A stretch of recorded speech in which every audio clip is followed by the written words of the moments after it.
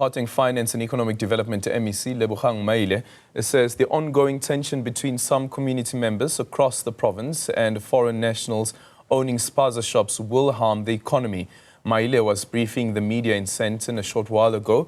Our reporter Katleho Sekhotho is standing by and joining us now. Katleho, quite a comprehensive response there from the MEC, and also tell us more about the campaign that he says that they will be launching, going to various townships, including Soweto as well as Sharpeville, starting tomorrow.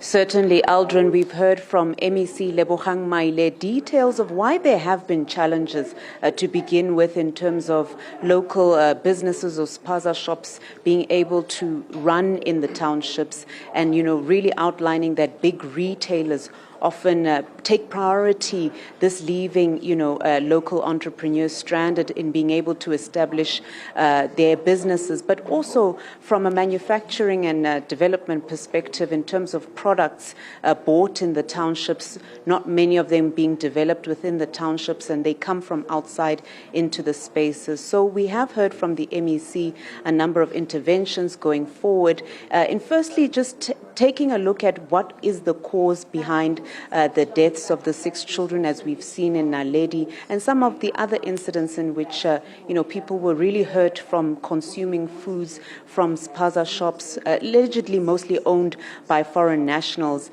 and efforts to identify the causes there. Autopsy reports still outstanding in terms of really determining what the causes were of some of the deaths, as well as also going forward the interventions to make sure that local entrepreneurs really have an opportunity to make their enterprises established within the townships, and some of the difficulties in them starting up. But I do have with me HOD Mr. Mponawa to give us more details.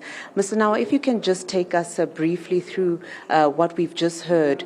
The critical issue for the department now to deal with, it is at the back of the Naledi incident, but what does the department deal with first? Well, as perhaps you know, that the department is mandated to help township development and ensure that township spaza shops are doing well. So we provide financial and non-financial support, and we're also part of ensuring that we protect the South Africans who are doing business in the township. So broadly our focus is to ensure that there's viability in our communities, and not that we are out for xenophobic removing people, but the intent is to ensure that we protect the South Africans who have an opportunity to do business in their communities. Mm-hmm. And as the MEC would have said, that the economy could be to 260 billion in the townships. So the attention of the department now around is to look at how best we can even go for manufacturing and ensure that the value chain in the township fulfill what an economy is supposed to be. So it's not about coming and dumping the township, but ensure that the townships work better. Mm-hmm. Now, Mr. Nawa, the MEC did note the difficulty or the complexity of the matter in that, for example, making it more difficult for an enterprise to be owned by a foreign national, to prioritize local entrepreneurs. Just explain that complexity a bit more for our listeners. Well, you perhaps know that South Africa is part of the global geopolitics. We subscribe to UN declarations, and part of them allows that we don't have we have to deal with immigrations and migrations properly. So that brings a complexity, because some people are legal in the country, some are not legal in the country. So to deal with that whole process, you really need a very clear, lawful process to undo where there are problems. So that's the first part. The second part is that the department has to help organize the South Africans, because there's a bit of in organizations in how people work in their communities. The foreign nationals looks like they're better off in terms of organization, the way they run. So issues that how best we can help our people. I think one complexity is that we perhaps need to also make it a multi-societal problem. We need to have a support not from a government alone, but civil society to help that we support all our local people, because if you leave it to government, you miss a very important strategic angle of getting all society to come together to help the South African spaza shop, the South African economy. So issue is not to really allow people to be on their individual cases, but make it a societal problem. Now, Mr. Nawa, in terms of the post-mortem results for the deaths of the 6 children in Naledi, and even before then, some incidents in getting those results, what is the cause of the delay? Well, I will not be specific. I'm sure we still are waiting to hear the professionals coming out with proper results. But in this case, there's a big suspicion that there's a lot of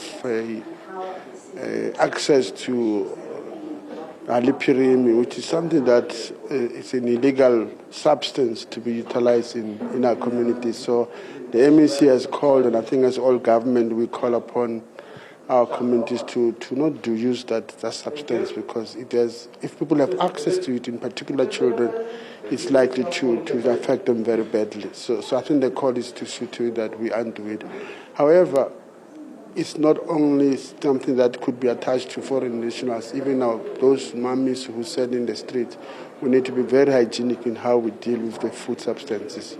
So the whole issue about building public awareness about how to handle food, how to handle access for kids to have food in sweets, and all those things that we think are unhealthy, we have to do far better what we're doing as government. And I guess just a last one, a broader issue about local business and its sustainability. In recent weeks, we've seen the liquidation of Drip Footwear, owned by the local sneaker brand founder, Katleho Sekhotho. Just your sentiments around the sustainability of local businesses, especially as they grow bigger, and perhaps when they find themselves overspending and finding themselves in this process of liquidation, how do we ensure that businesses remain strong, especially local enterprises in the country?